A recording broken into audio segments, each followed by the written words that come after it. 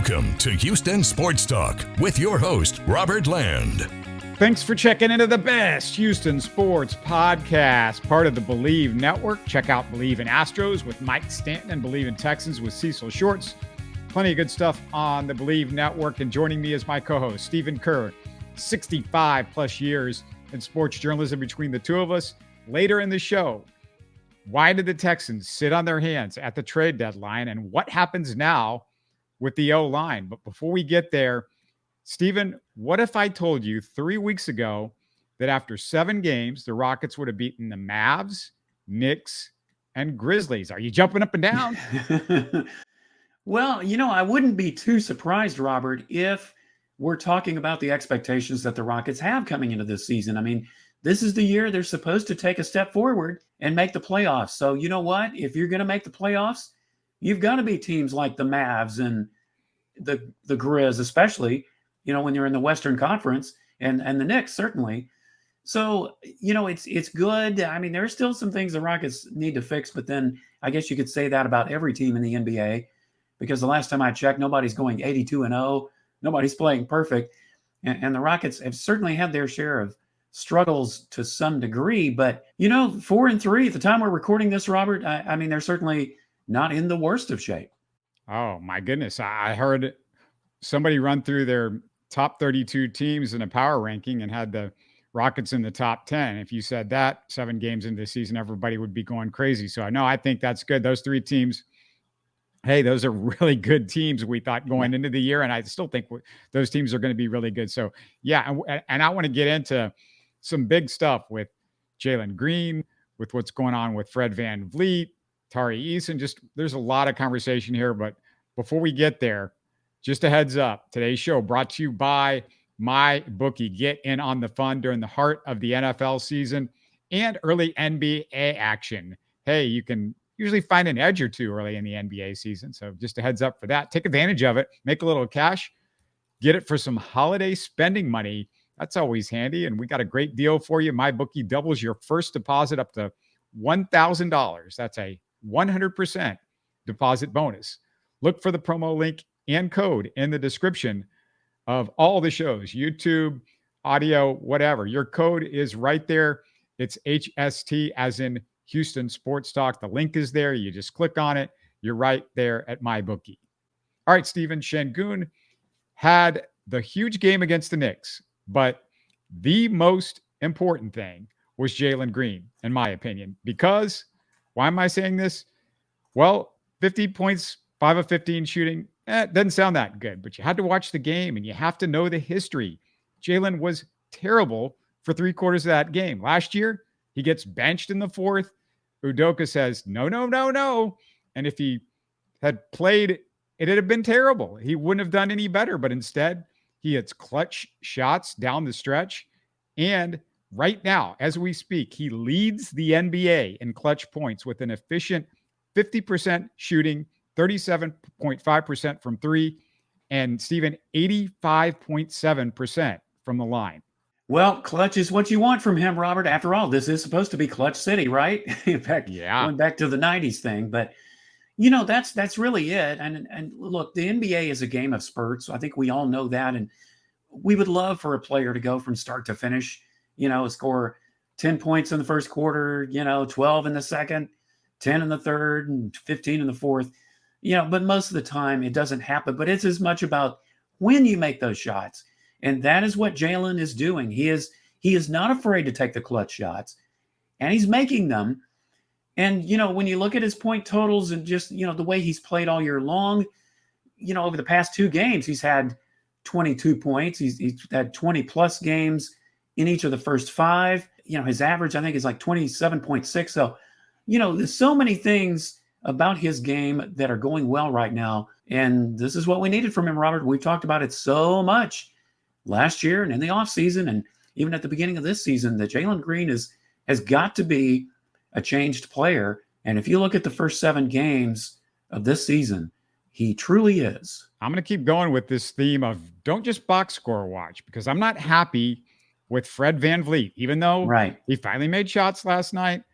Number one, wasn't thrilled with the shot quality or his ball movement, which have both been below par this season. Number two, and this really bothered me. Listen to this quote after the game. He said, quote, "I'll shoot it anytime. 0 for 20, 20 for 20. I'm shooting it. I play to win. I don't play for Twitter. I don't play for stats," unquote. What the hell is that, Steven? I didn't know he was Michael freaking Jordan. Isn't he the vet that you brought in to teach these kids? You're not playing, quote, to win if you think shooting it 20 times is your job on this team, Fred. Did he play for Mike D'Antoni? I was just curious. Because Mike D'Antoni, he'd be clapping his hands and said, "Yeah, go, Fred, go shoot that ball 40 times. 20 times isn't enough." No, I can understand, Robert, why we might feel that way after a quote like that. I mean, I'm not around Fred VanVleet. The only thing I can figure is that, that's the confidence that he has as a player. Yeah, he may not be Michael Jordan and have that kind of greatness where you can say, "Hey, I'm going to take 40 shots, whether you like it or not." But I think you have to be confident, but at some point you got to make those shots. And, there are times that he'll jack up a 3-pointer and it's just not a good shot selection. So, for a guy who says he wants to stick around when his contract is up or past it because he likes where he is, the question is going to become, well, is that good for the Rockets as much as it is Fred VanVleet if he doesn't start maybe taking, better shot selections and just playing better overall? I know he came through when he needed to in some of these games, but then there are times when, quite frankly, he's a liability when he takes those shots. Look, I check Rockets Twitter. They're not dumb. This isn't just about him missing shots early in the season. This is about him affecting winning and losing, which he was doing last year. Yeah. He's not doing this year. It's a lot of different things that we're seeing, and we want the ball in the guys' hands that we're trying to turn into stars on championship teams. We just paid them $80 million. Şengün and Jalen, we want them to have the ball, not you shooting all the shots, dude.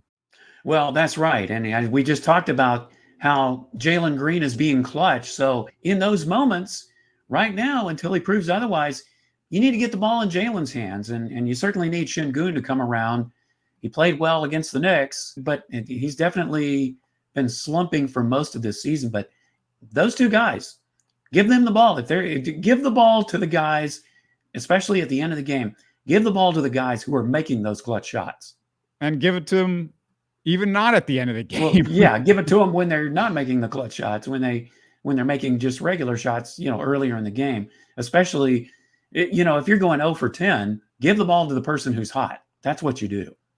And let me make this point also. For some stupid reason, Kobe Bryant VanVleet is 6th in minutes played right now, despite being 12th on the Rockets in plus minus.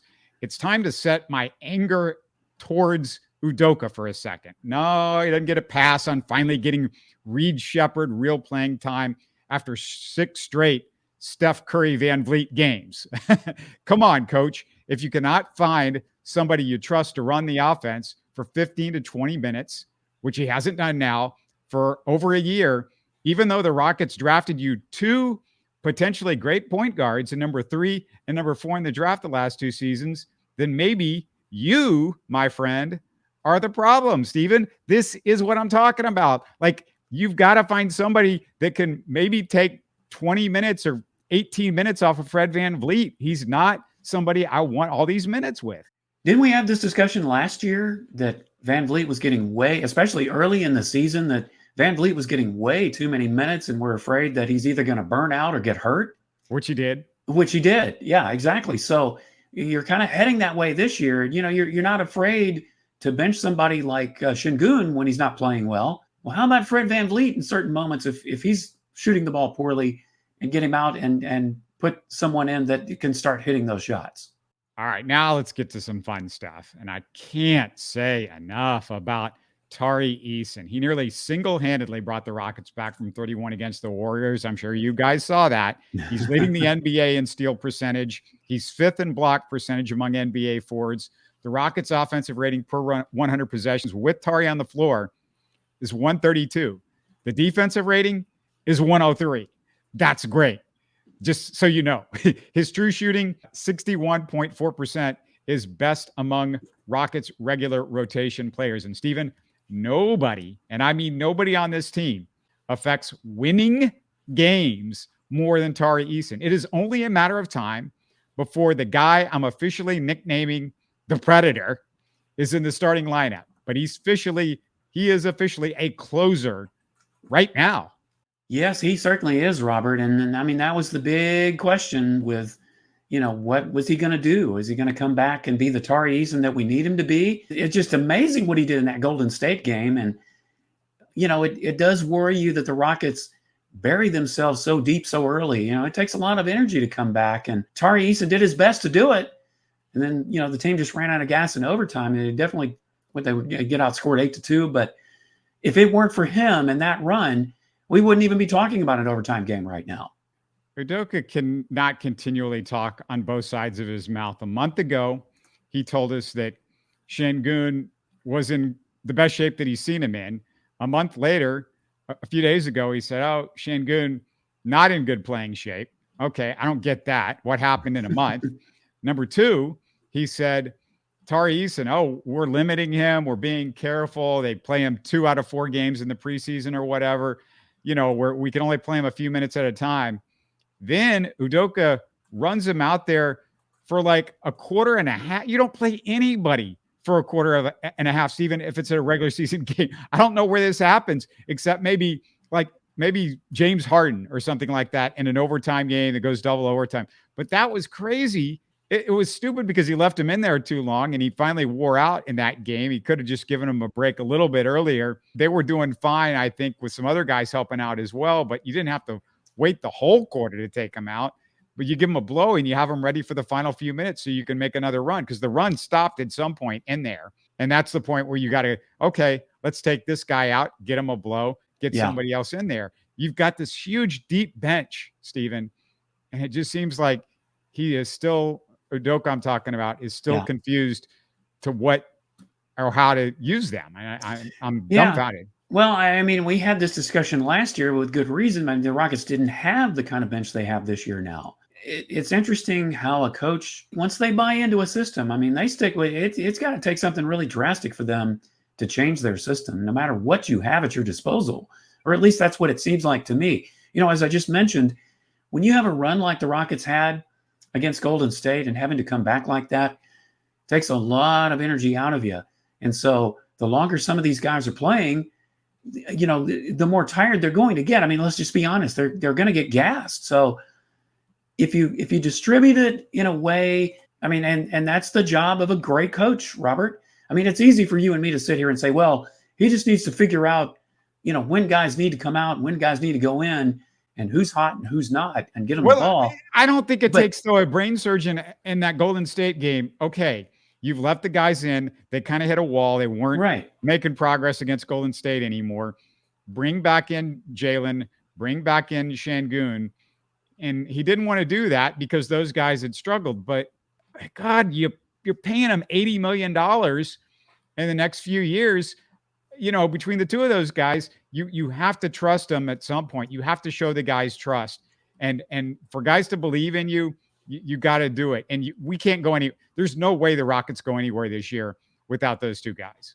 Yeah, and I thought it was interesting how I think the Knicks only played 7 in their rotation. Well, that's Tom Thibodeau for you. And that's Tom Thibodeau. I mean, Tom Thibodeau is the master at that, right? Of course, he's a former Rockets assistant. He's also the master at his guys wearing down at playoffs, and everybody got hurt last year as he was playing everybody 48 minutes in the playoffs. So, and don't you think, Robert, that part of the reason that the Rockets ran out of gas at the end of last year and could not catch Golden State for that final playoff spot, maybe this is part of what we're talking about is, you run these guys from the beginning of the season to the end and don't dole out their minutes a little more evenly. So by the time you get to that point where you're fighting for a playoff spot, you don't have any gas left in the tank. I'll give him some break last year because the injuries to Tari, he was out most of the season. You had Şengün out those last 20-something games. So, yeah, like people. But if you're doing the same thing this year, I mean, to me, the same thing is likely to happen.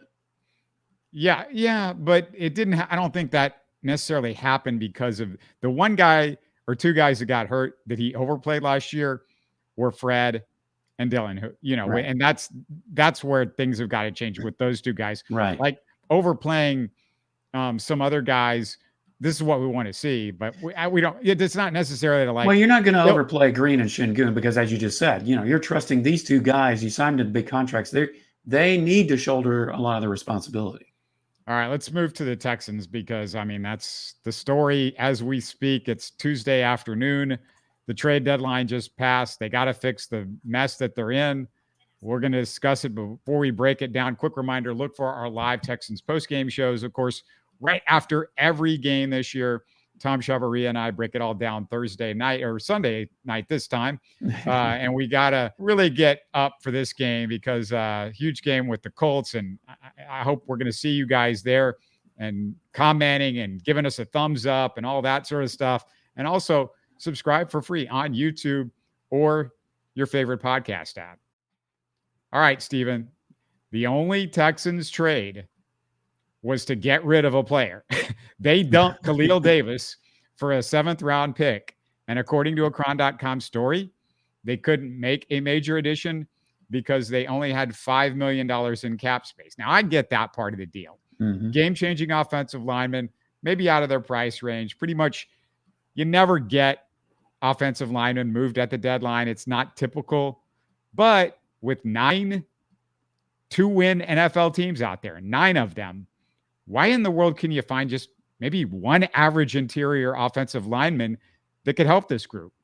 Yeah, that's a good question. And I think we even talked about that, in previous podcasts. And I mean, Robert, as fans, we all want to see flash at a trade deadline. We want to see these big splashy moves made. And if only it were as easy as that. And, when you start talking about salary cap and, talking about, well, what are teams willing to give up for this guy that you want? Is it too much? Is it not enough? There are just so many variables that go into it. But I have to admit, I was I'm still scratching my head right now, and it's still the same day. You trade Khalil Davis, a defensive tackle, where your defensive line is a bit thin already, and yet you get a 7th-round draft choice. Who's going to step up at this point now, especially when you've got some injuries and you've got Edwards out? He'll be coming back at some point, but not right now. I think that's why he was dealt, because Edwards comes back after this week, and Khalil Davis is still a backup right now, and Nico Collins is back, so you have him too. But another injury is definitely going to sign it. But yeah, it is kind of frustrating if you're a fan when they need some depth at wide receiver. They absolutely need an offensive line, like a complete overhaul, but you're not going to get that at the trade deadline. So yeah, it was a little bit of a surprise that they didn't have more. But then again, I mean, this is just what happens with some trade deadlines. And we tend to get upset and then don't realize, well, both teams have to agree to a trade. So there could be some things in the works that just didn't pan out. Doesn't mean the Texans were just completely sitting on their hands, but it has to work for them and it has to work for the other team too. Exactly. Until we hear a real story behind this, we have no idea what was available for Caserio in the trade market. So it's hard to go totally nuclear on what we don't know.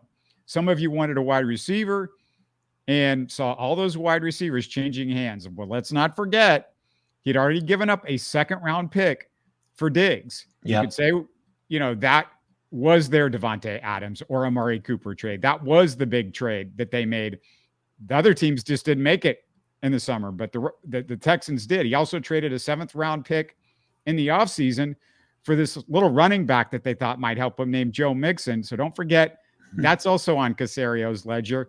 And Steven, he spent money on Azeez and Nico Collins in free agency. So I'm not totally letting him off the hook, but it's worth noting. Well, of course, it's not Caserio's fault that with Nico Collins and his suspension and then, the injuries and things like that. I mean, that's just bad luck. I mean, what are you going to do? So I know, Robert, it's a complicated issue either way around. All right, let's go to this next topic because now where are you? How does the left guard position get better? The easy answer, Jared Patterson. Fingers crossed he's out of concussion protocol by Sunday. He's the best option. Kendrick Green might be a hair better than Kenyon, but probably not as good as Patterson. Patterson's way better. The other fix to protection is coaching and play calling. What if the Texans, think about this now, what if they have a 2nd straight nationally televised embarrassment? The Lions have won 6 straight, The last 5 by an average of 20 points. They're the NFL's best scoring offense, averaging 10 more points, 10 more than the Texans. If it's an embarrassing massacre because of pass protection again, I'm going to predict this. Strausser and Slowik, they could get fired Monday. One of them, I would say, is going to get fired Monday because you can't go into Monday night against the Cowboys, Stephen, with business as usual after 2 embarrassing losses. Really 3 if you count the Green Bay game, which was pseudo a national game. Everybody's watching that one, of course, at noon. Yeah, well, I'll be honest with you, Robert. I'm just not very confident about this game. I mean, the Detroit Lions are rolling. You talk about pass rush. They just made a trade for a pass rusher, Zadarius Smith. Yes. So, that just adds more fuel to the fire that defensively, they're going to be even better. They get him from the Browns, of course. And the Browns are, really going nowhere. You talk about one of those teams that's going nowhere that's more than happy to give up someone. Well, it was the right deal for the Lions. But, yeah, the Texans, I mean, to think that they're 6-3, they don't feel like a 6-3 team, Robert. And they didn't feel like a 5-1 team to me when they were 5-1. So to say that I'm really worried about this Lions game is an understatement. The reason why they didn't feel like a 5-1 team, Stephen, is because right now their point differential is +1. The Lions' point differential is +110. Yeah, exactly. And that's what I'm saying. They haven't been playing like a winning team all season. And as they go along, all these weaknesses are being exposed. I mean, my gosh, they were exposed by a terrible Jets team. I mean, come on. You could be right, Robert. There could be some coaching changes, not D'Amico Ryan, certainly, but some of the things surrounding him, whether it's Slowik or someone else by Monday, if they get totally embarrassed on Sunday Night Football. And let me point this out. I looked up some stuff about Strausser when the Texans hired him. Colts fans were not happy with him. And I've also heard the same issues were going on with the Colts. They couldn't handle twists and stunts. They were having those exact same problems. So keep that in mind with him. He's got a track record of, he's not all that great. He started off well with the Colts too, and then it kind of faded there. Yeah. So, yeah, I would not be surprised if he or Slowik are gone. And remember, Gerard Johnson was in the queue. They were trying to keep him around.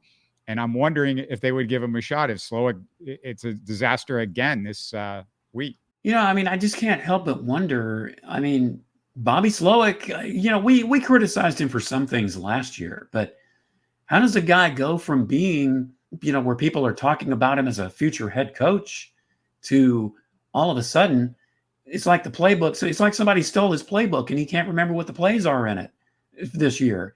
And yeah, I mean, we've had injuries, had the offensive line issues, and that is something to do with it, but not entirely. I just, that's what is really making me shake my head over this whole Bobby Slowik issue. Since our Texans postgame show, we learned Kenyon Green's out for the year, and yeah. I'd be shocked, Stephen, if he plays another game with the Texans. And look, I've been this kid's biggest critic this season, but nobody was rooting for him more than I was. I covered him when he worked, when I worked, I should say, on high school football shows, and he was at Atascocita. As a born and bred Houstonian, you want our guys to show out, especially with the Texans. And Stephen, why would we ever want a Texans first round pick to be a bust? So this is never personal. No, it's certainly, you don't ever want to see anyone injured, even if it's on an opposing team and you can't stand the guy. You don't wish injuries on anybody. And I would have much preferred if maybe Kenyon had been benched for a little bit, come back in, and all of a sudden the light bulb comes on, because sometimes that does happen for players. But no, you never want to see a guy get injured. And then certainly, now his season is over. And once again, that has been the biggest knock on Kenyon Green up till this year, is that he can't stay healthy. Well, he comes in and now he's both been ineffective and he can't stay healthy. And that is sad. And yeah, you never want to see that. But at this point, Robert, as you've said before, this first round pick has got to be a bust, what we've seen. I got some good and bad on CJ Stroud. Last couple things that I have here. The bad news is he's nowhere near as good getting rid of the ball this year. Remember early last year, Stephen, when he took a bunch of sacks early in the season, then he started throwing it away really quickly. The sacks went down despite the million injuries that they had last year. he's got to go back to that mentality. What do you think? Yes. And, I think you and Tom may have pointed this out to some degree, Robert. But here's the thing, and I noticed this as much in the Jets game as any other game. Some of those sacks were not entirely on the offensive line. It wasn't entirely their fault. There were at least a couple that I counted on third down pass plays when CJ held the ball too long. Look, on those third down plays, they're going to come after you. You've got to find a way to throw the ball away without getting intentional grounding, of course. You want to make sure you're throwing it at least toward a destination where you're not going to get called for grounding. But, there was one of them that took you out of field goal range. And there was another that, I think Fairbairn still made the field goal. But, yeah, that's kind of where we have to stop. And when you see a guy get sacked 8-9 times, you got to look at it and say, okay, well, how many of them were really on the offensive line, and how many of them were on the quarterback? Well, there were several on that night, as well as other times throughout the season, where he obviously is holding the ball too long, Robert. And I get it. I think this is getting into his head. I mean, he's hearing feet even when they're not feet. And how can you blame him as many times as he's been sacked this year? And that's what really worries me, is when you start getting into that kind of situation, how much it shakes your confidence and how long it can take to get it back. But yeah, that's something that just has got to happen, or he's going to get sacked a whole lot more. And you can't necessarily put every single one of them on the offensive line, no matter how ineffective they've been. Yeah, he's got to go back to the old mentality, what was going on last year. I don't know what's changed with him, but he's just got to do it. There have definitely been some just sacks on Stroud, period. Not just this past week with the Jets, but other weeks as well. The good on Stroud, this is a good stat. He has 9 interceptions on 765 career pass attempts, which is the lowest interception rate in NFL history, with at least 750 attempts. Stroud and Aaron Rodgers are the only 2 players in history with a passing touchdown rate above 4% and an interception rate below 1.5%. Just got to hope he won't get killed by friendly fire and he starts either getting rid of the ball quicker or his OC schemes some shorter routes. But at least that's a positive. I mean, what we saw last year, him not throwing picks, has continued. Now, I just jinxed him, but that's what that's what I'm. Well, you got to look for the positives anywhere you can look, Robert. And his accuracy has been one of his strongest points both of the years he's been with the Texans, most certainly. But, it's a lot tougher to make those accurate throws this year when you're running for your life most of the time. And that's why I think a lot of this is mental, honestly, Robert. I certainly don't think that CJ was a flash in the pan and, he had such a great year last year and now he's slumping. No, there are factors that you can point to, and they're not excuses. They're just honest reasons and explanations. But unfortunately, it is starting to affect not just his, mentality as a quarterback and making effective plays, but his stats. But yeah, at least the interceptions have been few and far between. I mean, it is news when CJ Stroud throws an interception. Now we're waiting to hear if Nico and Azeez will be back. Those 2 are massive. Nico immediately backs up all those guys in the box on defense that we've seen them sneaking in and in and in as the weeks have gone on, who've took respect for the Texans downfield game. It's like adding an offensive lineman to put Nico back in there. And don't sleep on Azeez's value because he's an elite run stopper. The Lions average 152 yards on the ground, 6th in the NFL. Steven, I kind of put Will Anderson lower on my priority list because Danico Autry looked pretty good against the Jets. Yeah, he certainly did. And, the fact that, just imagine if he hadn't gotten suspended, what he could have done, through most of those games and added such, great play on the defense. So, yeah, we certainly want Will Anderson back. But if Danico Autry can continue to play the way he's been playing, that's where a lot of these things just need to come together, Robert. And I think we may feel that things are worse than they may actually be, but the Lions game, I think, is going to tell a lot. And as we said, if they get embarrassed and they don't play well in this game, I don't care if the Lions are 7-1. There's got to be some soul searching and looking in the mirror on all sides of the ball and in the coach's room too, for that matter. What do you guys think about what's going on? What did you think about the lack of a trade? I want to hear from you. Put it in the comments. And on Thursday, we're going to talk Rockets with Frank from Rockets Chop Shop. In case you missed it, yesterday we had on classic Astros broadcaster Greg Lucas about big Astros offseason questions like what to do with Bregman, Kikuchi, Kyle Tucker, center field, first base, all of that stuff. We also talked about the new edition of his book, Astros Legend. A reminder, if you're new to Houston Sports Talk, it's our 12th season with over 300 guests. Check out Houston Sports Talk History and Memories, the YouTube playlist that we've got over 200 classic interviews with Houston sports legends. Thanks again to our sponsor, MyBookie. Don't forget, they're going to double your first deposit up to $1,000. Look for the promo link and code in the description. Thank you, MyBookie. We hope to see you again really soon. Can't wait to talk a little Texans on Sunday as well. Come join us. You're listening to Houston Sports Talk. Hey, don't forget to support us by subscribing and commenting on YouTube. You can always listen to us on Spotify, Apple, or your favorite podcast app. Tell your friends about us and share our show links on social media. Spread the word, everybody. Thanks for listening.